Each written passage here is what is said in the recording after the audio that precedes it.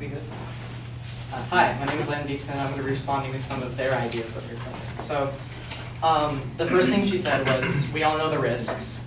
We know that smoking will kill us, we know that it'll do damage to our bodies, and we know that it has a stigma attached to it. Besides this, she does go on to say that people who are smoking before 18 are smoking it well before 18, at ages 13, 14, 15, in middle school, in early high school, whenever they can get their hands on it. And she says that raising it to 21 will not affect this. It won't do any change to how many people are actually smoking. But in reality, sorry, the people who manage to start smoking at early ages are usually freshmen in high school. This is age 14 through 17 or 18, and as a senior, you are 18.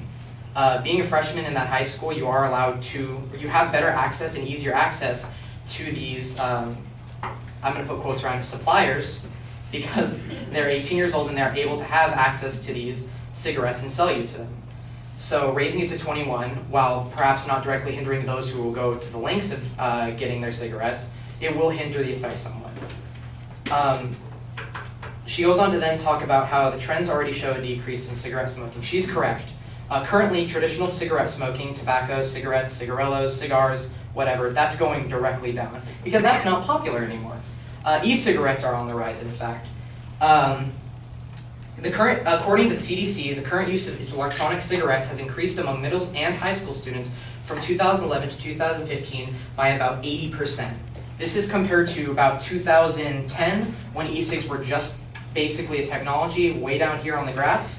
And within 1 year, it got its popularity, and it now skyrockets to a 16% of all high school students vaping, and a 30% increase, or a 30% of all students who are graduating high school between the ages of 18 to 21 using e-cigarettes. That's also according to the CDC. So yes, traditional smoking is decreasing, but that does not mean smoking is decreasing. You are still vaping, you are still inhaling, unfortunately, carcinogens into your body. Speaking of the carcinogens, according to the American Association for the Advancement of Science, e-cigarettes, while have not tested clinically, have been found to cause an overall suppressive effect on immune gene activity and low fertility in male subjects. This is currently only tested on small animals such as mice, but usually those things sort of correspond to a larger scale, especially when you're inhaling much more of it on a daily basis.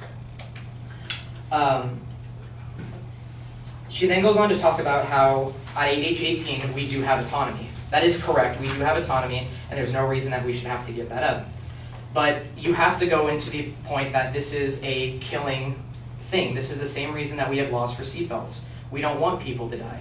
Smoking, according to Reuters, smoking kills about 480,000 Americans each year and remains the leading cause of preventable death and disease in the United States.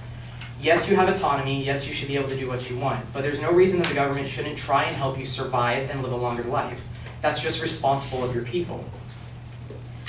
The Reuters also talks about how smoking actually causes a substantial burden on the nation's healthcare plan, and namely hospitals and public tax dollars. Sorry. So of the $170 billion spent on smoke-related healthcare, more than 60% of that was paid by government resources, which means that over 60% of that was paid from the taxpayer's pocket. You paid for somebody else's addiction that's killing them. It is just a vice that is killing them, and you're paying for them to be able to do this. This could be seen as a result from our free healthcare system or our current healthcare system, but you are still doing it. We can't change that, but we can in fact change the legal smoking age. On the active duty, yes, raising the age to 21 in California will affect active duty members in California, but there's actually a stipulation in the active duty guidelines that states that if you are 50 miles from the coast of any U.S. territory, that's the law.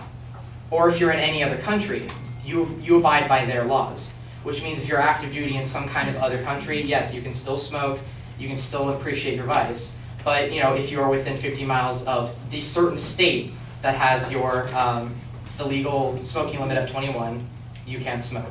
Which currently only affects Hawaii, which she talked about.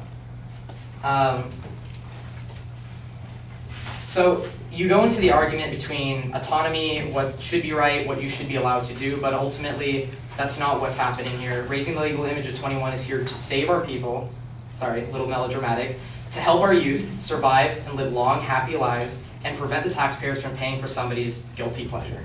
Thank you.